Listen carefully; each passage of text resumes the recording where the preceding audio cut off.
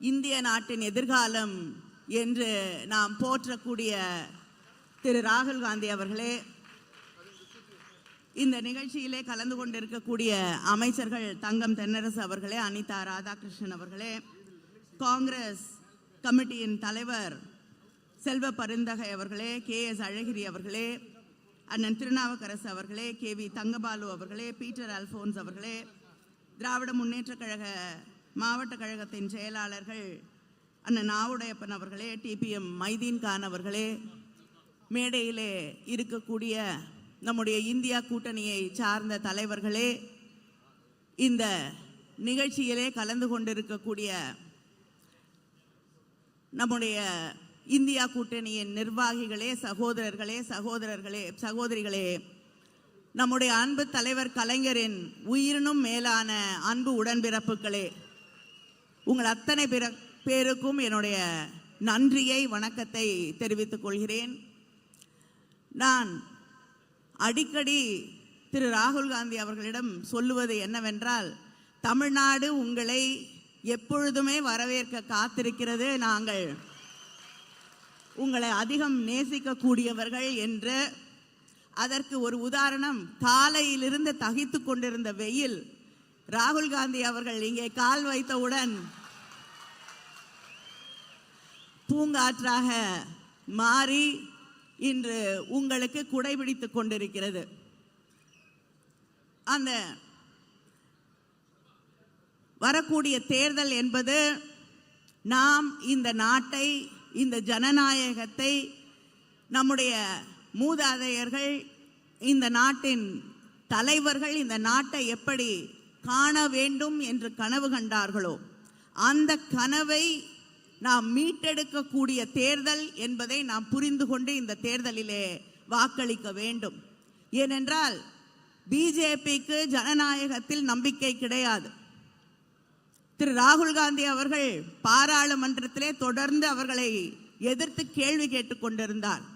அதானிகளை பற்றியும் அம்பானிகளுக்கும் அவர்கள் செய்து கொண்டிருந்த சேவைகளை எல்லாம் கேள்வியாக அங்கே பொழிந்தார் என்ற ஒரே காரணத்திற்காக அவரை நாடாளுமன்றத்திலிருந்து விலக்குவதற்கு அத்தனை வழிவகையும் செய்ததுதான் பிஜேபி. எதிர்கட்சியிலே இருக்கக்கூடிய தலைவர்களை எல்லாம் சிறைக்கு அனுப்ப வேண்டும், கேள்வி கேட்கக்கூடிய அத்தனை பேரையும் மௌனமாக்க எதை செய்ய வேண்டும் என்றாலும் செய்ய தயாராக இருக்கக்கூடிய ஒரு இயக்கம்தான் பிஜேபி. அதனால இந்த நாட்டிலே பேச்சுரிமையை காப்பாற்ற வேண்டும், சாதாரண சாமானிய மக்களுடைய உரிமையை காப்பாற்ற வேண்டும் என்றால் இந்த தேர்தலிலே இந்திய கூட்டணி வெற்றி பெற வேண்டும் என்பதை நாம் மனதிலே நிறுத்திக் கொள்ள வேண்டும். நிறைய பேர் விமர்சனம் செய்து கொண்டிருக்கிறார்கள். காங்கிரசும் திராவிட முன்னேற்ற கழகமும் தொடர்ந்து இணைந்தே இருப்பது அவர்களுக்கு ஏற்றுக்கொள்ள முடியாததாக, பார்ப்பதற்கே கொஞ்சம் மனதுக்கு வருத்தம் தரக்கூடிய ஒன்றாக கூட இருக்கிறது. அவர்கள் புரிந்து கொள்ள வேண்டும், திராவிட இயக்கத்தின் அடிப்படை கொள்கைகளாக நாம் எதை நினைக்கிறோமோ, திராவிட இயக்கம் எல்லோருக்கும் வாய்ப்பு கொடுக்கக்கூடிய, இந்த சமூகத்தில் இருக்கக்கூடிய அத்தனை பேருக்கும் ஒரு நீதியை உருவாக்கக்கூடிய இயக்கமாக இருக்க வேண்டும் என்று, எல்லோரும் இருக்க வேண்டும் என்று நினைக்கக்கூடிய இயக்கம். அந்த இயக்கத்தின் அடிப்படை கொள்கைகளை இன்று நாம் காங்கிரசுடைய தேர்தல் அறிக்கையிலே துல்லியமாக தெள்ள தெளிவாக பார்க்க முடிகிறது. தலைவர் கலைஞரின் கனவாக இருந்த தனியார் நிறுவனங்களிலும் இடஒதுக்கீட்டை கொண்டு வர வேண்டும் என்ற அந்த கருத்தை இன்று காங்கிரஸ் தேர்தல் அறிக்கை பிரதிபலித்துக் கொண்டிருக்கிறது. தொடர்ந்து இங்கே இருக்கக்கூடிய மக்களுடைய கணக்கெடுப்பை மட்டுமில்லை, ஜாதிவாரி கணக்கெடுப்பு எடுக்கப்பட வேண்டும் என்று நம்முடைய முதலமைச்சர் அவர்கள் தொடர்ந்து சொல்லிக் கொண்டிருக்கிறார்கள். இன்று காங்கிரஸ் தேர்தல் அறிக்கையிலே அதுவும் ஒரு வாக்குறுதியாக வெளிவந்திருக்கிறது. அதனால இரண்டு பேரும் இணைந்து செய்யக்கூடிய பயணம் இது. அண்ணன் தளபதி அவர்கள் காணக்கூடிய கனவுகள், இந்த நாட்டை அவர் எப்படி பார்க்க விரும்புகிறார், தமிழ்நாட்டில் இருக்கக்கூடிய திராவிட மாடலின் தொடர்ச்சியாக இந்த நாட்டின் அரசமைப்பு இருக்க வேண்டும் என்ற நம்முடைய கனவுகளை எல்லாம் நிறைவேற்றக்கூடிய ஒரு தலைவர் நம்முடைய ராகுல் காந்தி அவர்கள். அவரை வருக வருக வருக என்று வரவேற்கிறேன். நன்றி, வணக்கம்.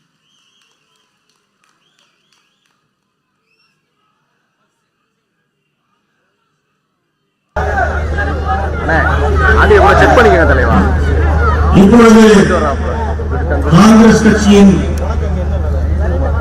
பிரச்சார பாடலை மாண்புமிகு தலைவர் ராகுல் காந்தி அவர்கள் வெளியிடுகிறார்கள்.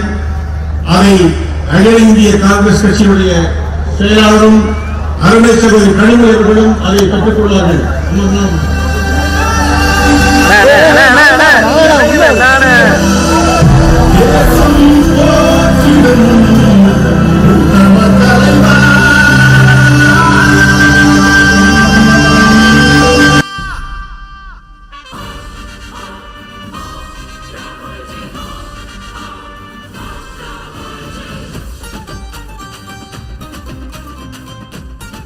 இப்பொழுது நம்முடைய அருமை தலைவர் ராகுல் காந்தி பேச வருமாறு அழைக்கிறோம்.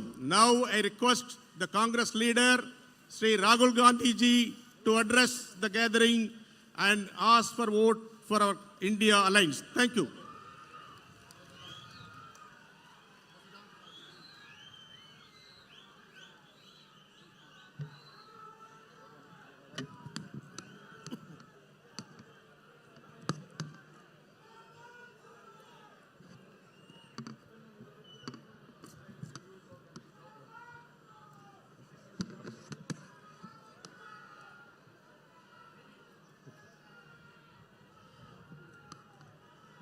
Dr. Ajay Kumar ji, Kanimozhi ji,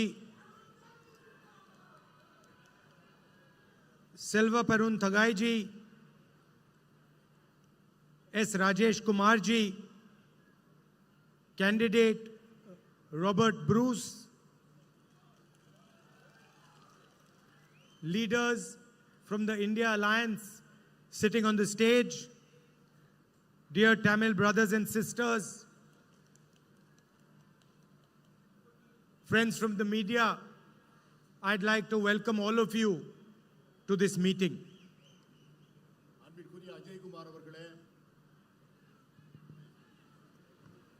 அன்பிற்குரிய அஜய் குமார் அவர்களே, அன்பிற்குரிய கனிமொழி அவர்களே, அன்பிற்குரிய செல்வ பெருந்தகை அவர்களே, அன்பிற்குரிய ராஜேஷ் குமார் அவர்களே, வேட்பாளர் ராபர்ட் ப்ரூஸ் அவர்களே, பத்திரிகையாளர்களே, ஊடக நண்பர்களே, என் அன்பிற்குரிய சகோதர சகோதரிகளே, உங்கள் எல்லோரையும் அன்போடும் மகிழ்வோடும் வரவேற்கிறேன்.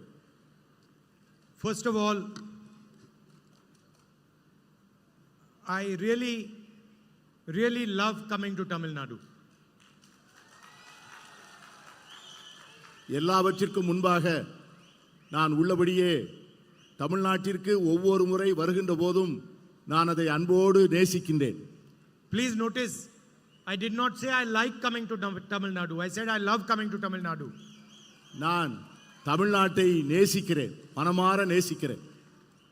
Because I don't just like the people of Tamil Nadu, I love the people of Tamil Nadu. நான் தமிழ்நாட்டு மக்களை என் நெஞ்சம் நிறைந்த அன்போடு நான் நேசிக்கிறேன். And for me, the people of Tamil Nadu, the culture, the history, the language is the biggest teacher.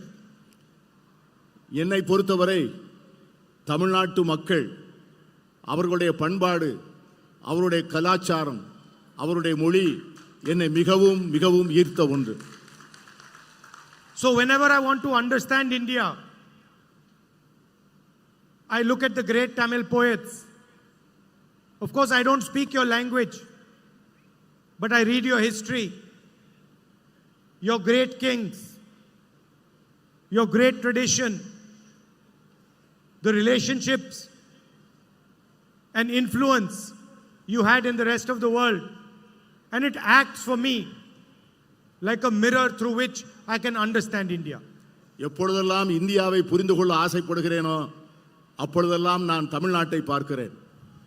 அதனுடைய கலாச்சாரம், அதனுடைய தொன்மையான பண்பாடு, அதனுடைய அற்புதமான கவிஞர்கள், அவர்களுடைய சிந்தனையின் தாக்கம், இவைகளெல்லாம் இந்த மொழியினை நான் படிக்கவில்லை என்றாலும் கூட அவருடைய சரித்திரத்தை நான் படித்த காரணத்தினால் இந்தியாவை பார்க்கின்ற வேளையிலெல்லாம் தமிழ்நாட்டை பார்த்து தமிழ்நாடு இந்தியாவை பிரதிபலிக்கின்ற ஒரு அற்புதமான கண்ணாடியாக அதனை நான் பார்க்கிறேன். You have given giants to the world like Periyar. நீங்கள் உலகத்திற்கு மிகப்பெரிய ஜாம்பவானை பெரியாரை போன்ற பேர் ஆளுமைகளை இந்த மண்ணுக்கு தந்திருக்கிறீர்கள். Annadurai, Kamaraj, பெருந்தலைவர் Kalagnar, பெருந்தலைவர் காமராஜரை போன்றவர்கள், கலைஞரை போன்றவர்கள், இன்னும் ஒப்புயர்வற்ற தலைவர்களை எல்லாம் இந்த மண்ணுக்கு நீங்கள் அளித்திருக்கிறீர்கள். I could spend the whole meeting talking about Periyar ji, Annadurai ji, Kamaraj ji, Kalagnar ji. இந்த கூட்டத்தை முழுமையுமே பெரியாரை பற்றியும் அண்ணாவை பற்றியும் தலைவர் காமராஜரை பற்றியும் கலைஞர் அவர்களை பற்றியும் நான் முழுமையாக பேசிக் கொண்டிருக்க முடியும். And you have shown the rest of the country how to walk on the path of social justice. நீங்கள் சமூக நீதியின் பாதையிலே எப்படி நடப்பது என்பதை இந்த நாட்டுக்கே தமிழகத்து மக்கள்தான் அதை தெரிவிக்கப்படுத்தியிருக்கிறீர்கள். So when it was decided to start the Bharat Jodo Yatra, we started in Tamil Nadu. எனவேதான் பாரத் ஜோடோ யாத்திரையை நான் ஆரம்பிக்கும் போது தமிழகத்திலிருந்து அந்த யாத்திரையை துவங்க வேண்டும் என்று நான் நினைத்தேன். And we walked from Tamil Nadu to Kashmir, 4,000 kilometers, fighting for the ideas that these great leaders fought for. அதனால்தான் கன்னியாகுமரியிலிருந்து காஷ்மீர் வரை 4000 கிலோமீட்டர் தூரம் நடந்து இந்த மாபெரும் தத்துவங்களை இந்த மண்ணின் மக்களுக்கு சொல்வதற்காக நடந்தோம். And for me, whenever I come to this great land, I come here with humility and with my head bowed to your past and your tradition. எப்பொழுதெல்லாம் இந்த மண்ணுக்கு வருகிறேனோ அப்பொழுதெல்லாம் உங்களது கலாச்சாரத்திற்கும் உங்களது பண்பாட்டிற்கு முன்பும் நான் தாழ்மையுடன் தலைவணங்கித்தான் வருகிறேன். Because the only thing that a person like me can do is learn from your tradition and your history. இந்தியாவிலே இந்த ஒரு மாநிலத்திலிருந்து தான் எல்லோரும் நிறைய செய்திகளையும் பண்பாட்டு தரவுகளையும் படிக்க முடியும். At the same time, the Tamil people, all of them, have always showered love and affection on me and my family. நான் எப்பொழுதெல்லாம் வருகிறேனோ அப்பொழுதெல்லாம் தமிழகத்து மக்கள் நெஞ்சம் நிறைய அன்பை என் மீது சொரிந்திருக்கிறார்கள், என்னை நேசித்திருக்கிறார்கள். And I have never seen this to be a political relationship. இதை போன்ற ஒரு அருமையான உறவை நான் எங்கேயும் பார்த்ததில்லை. For me, this is a family relationship, a loving relationship. It's not a political relationship. It can never be a political relationship. என்னை பொறுத்தவரை தமிழகத்து மக்களிடம் நான் கொண்டிருக்கின்ற உறவு ஒரு அரசியல் உறவு அல்ல, அது ஒரு குடும்ப உறவு. அவர்களை நான் ஆத்மார்த்தமாக நேசிக்கின்ற உறவு. So when I see the farmers of Tamil Nadu protesting in Jantar Mantar, their pain is my pain. அவர்கள் இந்த மண்ணினுடைய விவசாயிகள் ஜந்தர் மந்தர் என்ற இடத்திலே அவர்கள் போராட்டம் நடத்துகின்ற போது என்னுடைய உறவினர்களே அங்கே போராடுகின்ற போன்ற ஒரு நிலையை நான் உணர்ந்தேன். Today there is an ideological battle taking place in India. இன்றைக்கு இந்தியாவிலே ஒரு பெரிய தத்துவ போர் நடந்து கொண்டிருக்கிறது. On one side are the ideas of Periyar, social justice, freedom and equality. And on the other side are the ideas of the RSS, Mr. Narendra Modi and his government. ஒரு புறம் தந்தை பெரியாரை போன்ற தலைவர்கள் போதித்த சமூக நீதி, சமத்துவம், விடுதலை, மறுபுறம் நரேந்திர மோடியை போன்றவர்கள் கொண்டாடுகின்ற வெறுப்பும் துவேஷமும். Narendra Modi says, one nation, one leader, one language. Narendra Modi சொல்லுகிறார் இது ஒரே நாடு ஒரே தலைவர் ஒரே மொழி என்று சொல்லுகிறார். The Tamil language is no less than any other Indian language. இந்தியாவில் இருக்கிற எந்த மொழியை விட தமிழ் மொழி எந்த விதத்திலும் குறைந்த மொழி அல்ல. There are many different languages, many different traditions, many different histories and cultures in this country, and all of them are equally important to us. இந்த நாட்டில் பல்வேறு மொழிகள், பல்வேறு பண்பாடுகள், பல்வேறு கலாச்சாரங்கள் இருக்கின்றன. ஒரு கலாச்சாரத்தை விடவோ, ஒரு பண்பாட்டை விடவோ, ஒரு மொழியை விடவோ மற்றொரு மொழி, பண்பாடு, கலாச்சாரம் எந்த விதத்திலும் தாழ்ந்ததல்ல. Tamil is not just a language. It is the way the Tamil people understand themselves. Tamil என்பது ஒரு மொழி அல்ல. தமிழ் என்பது ஒவ்வொருவரும் தங்களை எப்படி புரிந்து கொள்கிறார்கள் என்கிற வாழ்க்கை முறை. And an attack on the Tamil language is an attack on the Tamil people, nothing less. Tamil மொழியின் மீது தொடுக்கப்படும் எந்த தாக்குதலும் தமிழர்கள் மீது தொடுக்கப்பட்ட தாக்குதலாகவே நான் பார்க்கிறேன். And so I have come here to tell you that for us, your language, your tradition, your history, these are most important for us and our politics. என்னை பொறுத்தவரை உங்களுடைய மொழியும் உங்களுடைய கலாச்சாரமும் உங்களுடைய பண்பாடும் எல்லாவற்றையும் விட எனக்கு அவை மிக மிக முக்கியம். There can be no India without Tamil, without Bengali, without these large numbers of languages that our people speak. Tamil மொழி அல்லாமல், வங்க மொழி அல்லாமல், பேசப்படுகின்ற பல்வேறு மொழிகள் அல்லாமல் இந்தியா என்கிற ஒரு நாடே இருக்க முடியாது. And that is really what the fight is about. We say that all our people, all our traditions, all our languages are sacred. And they say that there should be one leader, one language, one tradition, one history. நம்மை பொறுத்தவரை இந்தியாவில் இருக்கிற எல்லாவித கலாச்சாரங்களும் பண்பாடும் மிக புனிதமானவைகள் என்று கருதுகிறோம். ஆனால் அவர்களோ ஒரே நாடு, ஒரே தலைவர், ஒரே மொழி என்பதிலே குறிக்கோளாக இருக்கிறார்கள். And what is the result of their ideology? The highest unemployment in 45 years. 83% of unemployed people are youngsters. இதனுடைய முடிவு என்னவென்று சொன்னால் இந்த நாட்டிலே இருக்கின்ற இளைஞர்களில் 83 விழுக்காட்டு இளைஞர்கள் வேலையில்லாத திண்டாட்டத்தை சந்திக்கின்றவர்களாக இருக்கிறார்கள். India today is more unequal than it was under the British. பிரிட்டிஷார் இருந்த காலத்தை விட இப்பொழுது இருக்கிற இந்தியா சமச்சீரற்ற இந்தியாவாக இருக்கிறது. 21 Indians have the same amount of money that 70 crore Indian people have. இந்த நாட்டிலே 25 படிய பணக்காரர்கள் 70 விழுக்காடு மக்கள் 70 விழுக்காடு செல்வத்தை தங்கள் கைவசம் வைத்திருக்கிறார்கள். 30 Indian farmers kill themselves every single day. ஒவ்வொரு நாளும் 30 இந்திய விவசாயிகள் தற்கொலை செய்து கொள்கிறார்கள். And yet the Prime Minister is not ready to forgive their loans. ஆனால் இந்த நாட்டினுடைய பிரதமர் அவர்களுடைய கடன்களை தள்ளுபடி செய்ய தயாராக இல்லை. But he can give 16 lakh crores to the richest Indians by forgiving their loans. ஆனால் விவசாயிகளுக்கு கடன்களை தள்ளுபடி செய்ய மறுத்த அதே பிரதமர் இந்த நாட்டினுடைய மிகப்பெரிய பணக்காரர்களுக்கு 16 லட்சம் கோடி ரூபாய் கடனை தள்ளுபடி செய்திருக்கிறார்.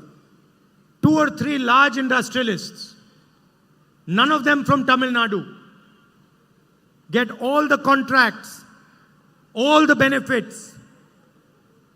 Every single industry is being handed over to them.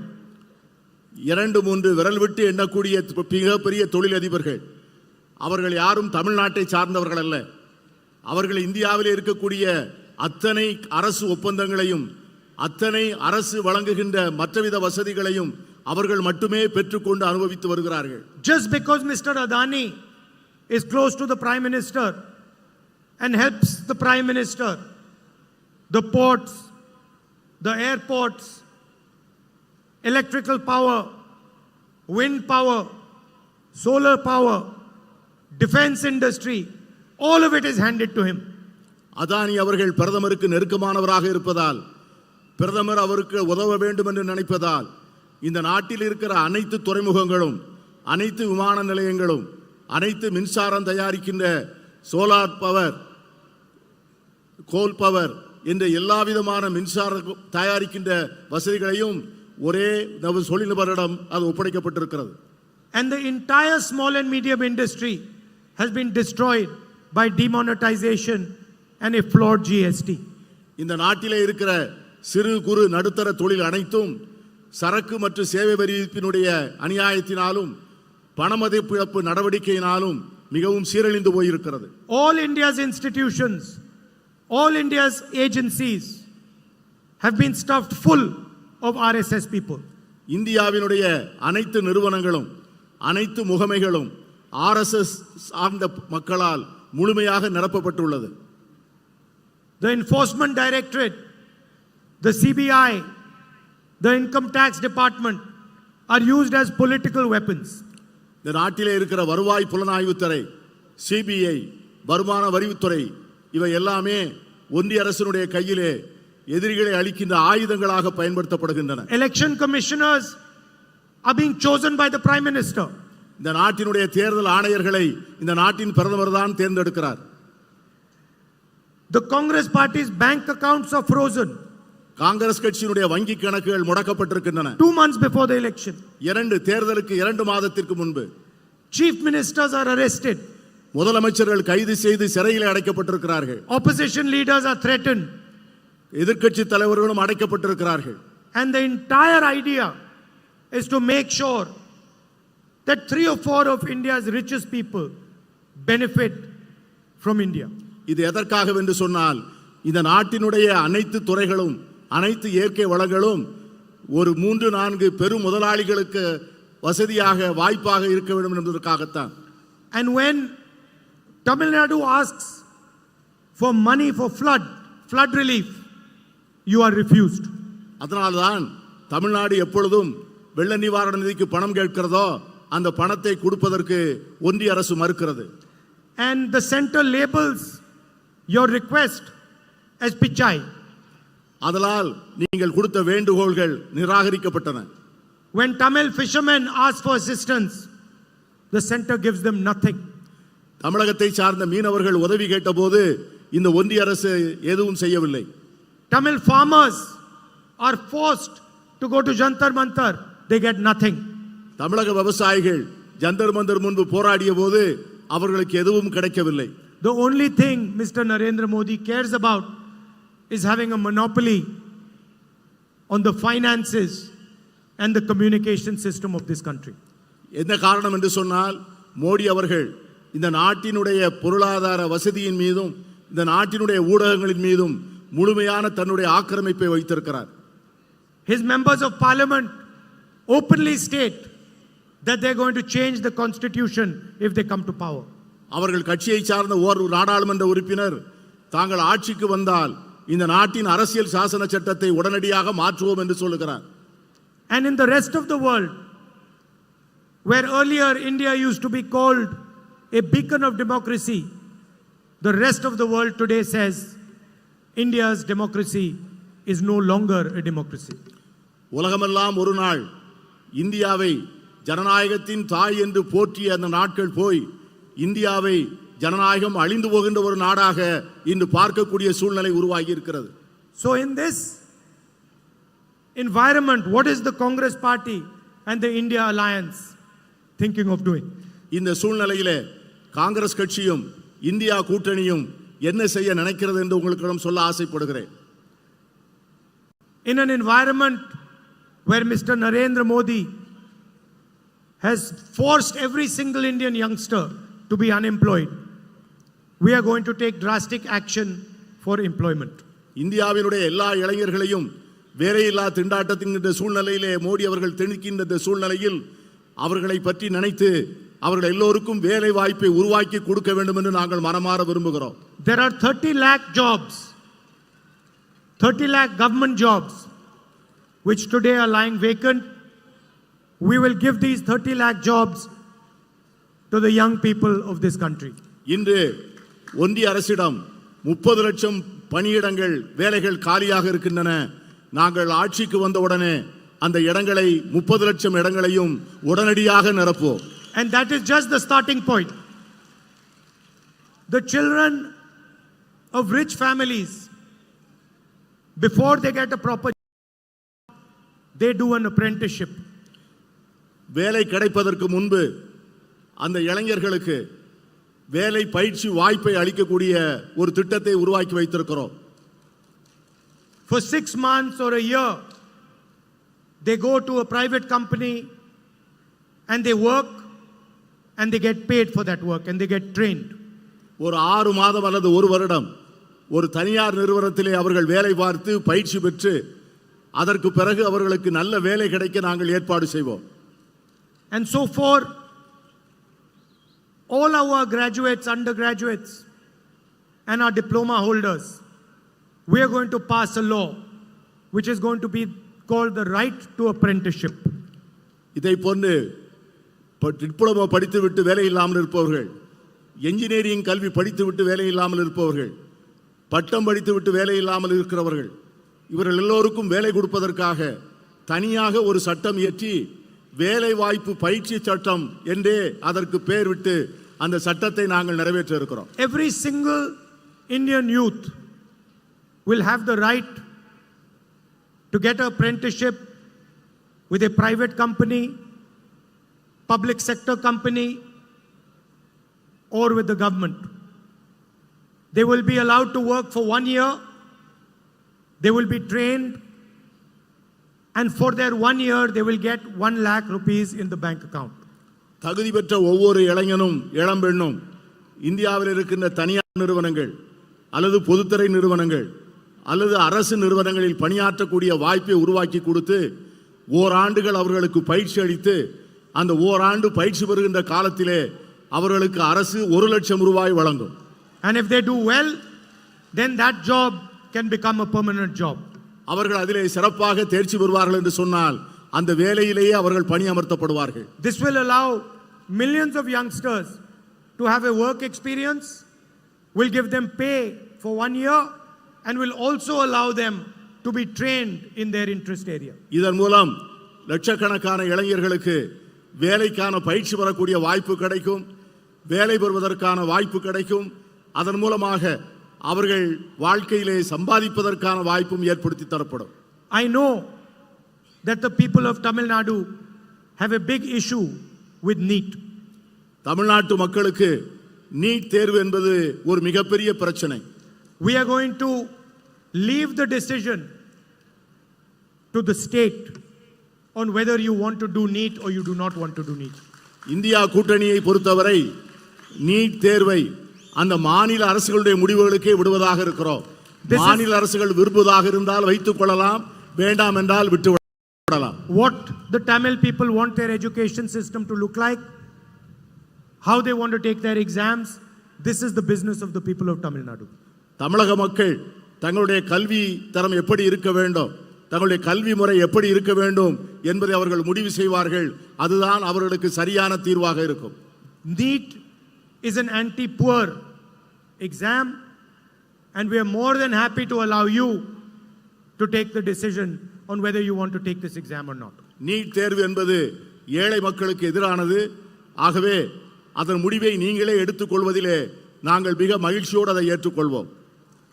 I remember when the Tamil farmers were protesting in Jantar Mantar in Delhi, and you've all seen millions of farmers protesting in the rest of the country.